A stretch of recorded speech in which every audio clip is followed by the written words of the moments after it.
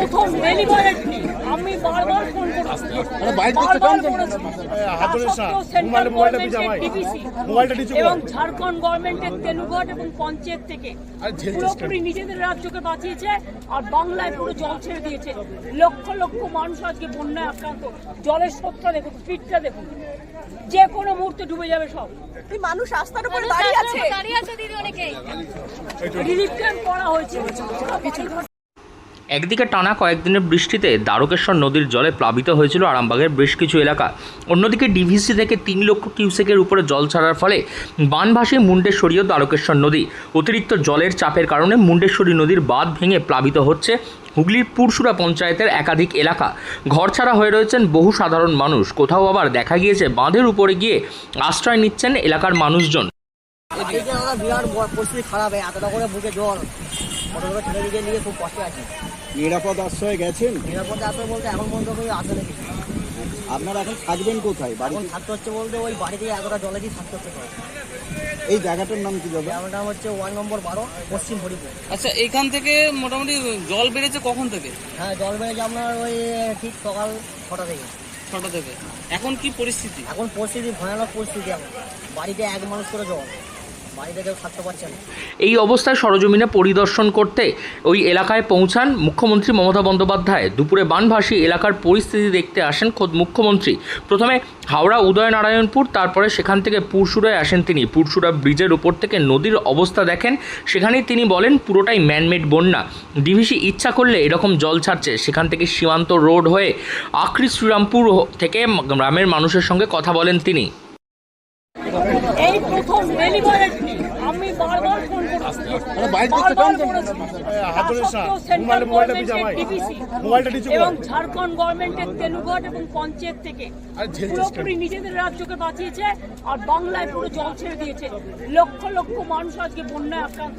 জলের স্রোতটা দেখুন, স্পিডটা দেখুন, যে কোনো মুহূর্তে ডুবে যাবে সব। মানুষ রাস্তার উপরে দাঁড়িয়ে আছে দিদি, অনেকেই রিলিফ ক্যাম্প করা হয়েছে।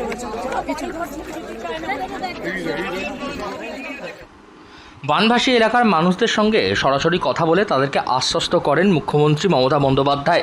তিনি পুরসুরা হয়ে আরামবাগ অঞ্চলে দেখতে যাবেন সেখানকার বন্যা পরিস্থিতি। এর পরবর্তীতে চন্দ্রকোনা এবং পূর্ব মেদিনীপুর হয়ে ঘাটালে যাবেন মুখ্যমন্ত্রী, এমনই কথা রয়েছে। তার আগে পুরসুরার মানুষজনদের সাথে কথা বলেছেন, তাদেরকে আশ্বাস জানিয়েছেন যাতে কিভাবে তারা এই দুর্দিনের মধ্যেও নিজেদেরকে জীবন বাঁচাতে পারেন। তাদের আশ্রয় দেওয়ার জন্য কি কি প্রয়োজন সেই সমস্ত কথাও বলেছেন। কি বলছেন এই বিষয়ে এলাকার মানুষজন মুখ্যমন্ত্রীর সাথে কথা বলে শুনুন। কি বললো দিদি? দিদি বললেন সবাইকে সাবধানে থাকতে, যে ওনাদের যে রিলিফ স্থলটা করেছেন সেখানে সবাইকে চলে যেতে। এটা হচ্ছে পুরো ভরা কটাল, সেই জন্য সবাইকে সাবধানে থাকতে বলেছেন। আর কি বললো? মানে আপনাদের এখানটা কি অবস্থা এখন? আমাদের তো চারিদিকটাই আছে, পিছন দিকেও জল, পিছন দিকে জল আসছে মুন্ডেশ্বরী থেকে, সামনে এদিক থেকে জল আসছে, তাই মুন্ডেশ্বরী থেকে। তাই আর প্রতি বছরই আমরা এরকম ভয়েতে থাকি। আমাদের অনুরোধ সরকারের কাছে যে আমাদের এই দুদিকের বাঁধটা যেন খুব ভালোভাবে তৈরি করে দেওয়া হয়। আতঙ্কে আছে? হ্যাঁ, অবশ্যই আতঙ্কে আছে, প্রতিটা মানুষ আতঙ্কে আছে। আপনার নাম, বাড়ি? মৌ পাখিরা, বাড়ি হরিহর। হুগলির তারকেশ্বর, পুরসুরা ও আরামবাগের বিস্তীর্ণ এলাকা একেবারে জলমগ্ন হয়ে পড়েছে। বাঁধ ভাঙার ফলে জল ঢুকে পড়েছে গ্রামের মধ্যে। ঘর বাড়ি ছেড়ে মানুষজনদেরকে আশ্রয় নিতে হচ্ছে নিরাপদ স্থানে। এরই মধ্যে মানুষদেরকে যাতে সঠিকভাবে থাকা যায় এবং তাদের জন্য কি কি সাহায্য প্রয়োজন সেই সমস্ত দিক খতিয়ে দেখতে এই প্রথম ডেলিভারেটলি আমি বারবার ফোন করেছি, সেন্ট্রাল গভর্নমেন্টের ডিবিসি এবং ঝাড়খণ্ড গভর্নমেন্টের তেলুঘাট এবং পঞ্চায়েত থেকে পুরোপুরি নিজেদের রাজ্যকে বাঁচিয়েছে আর বাংলায় পুরো জল ছেড়ে দিয়েছে। লক্ষ লক্ষ মানুষ আজকে বন্যায় আক্রান্ত। জলের স্রোতটা দেখুন, স্পিডটা দেখুন, যে কোনো মুহূর্তে ডুবে যাবে সব। মানুষ রাস্তার উপরে দাঁড়িয়ে আছে দিদি, অনেকেই রিলিফ ক্যাম্প করা হয়েছে।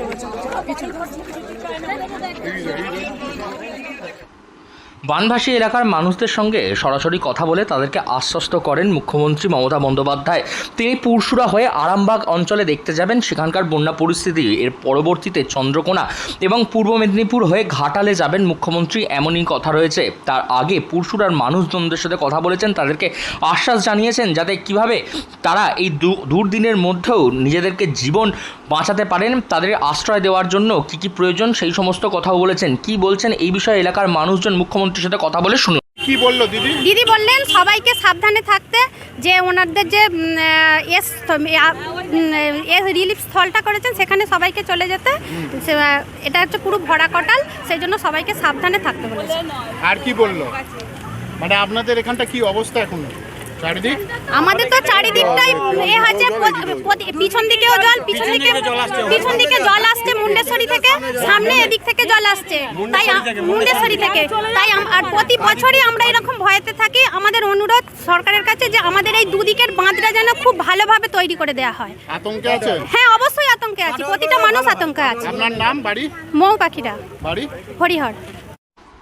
হুগলির তারকেশ্বর, পুরসুরা ও আরামবাগের বিস্তীর্ণ এলাকা একেবারে জলমগ্ন হয়ে পড়েছে। বাঁধ ভাঙার ফলে জল ঢুকে পড়েছে গ্রামের মধ্যে, ঘর বাড়ি ছেড়ে মানুষজনদেরকে আশ্রয় নিতে হচ্ছে নিরাপদ স্থানে।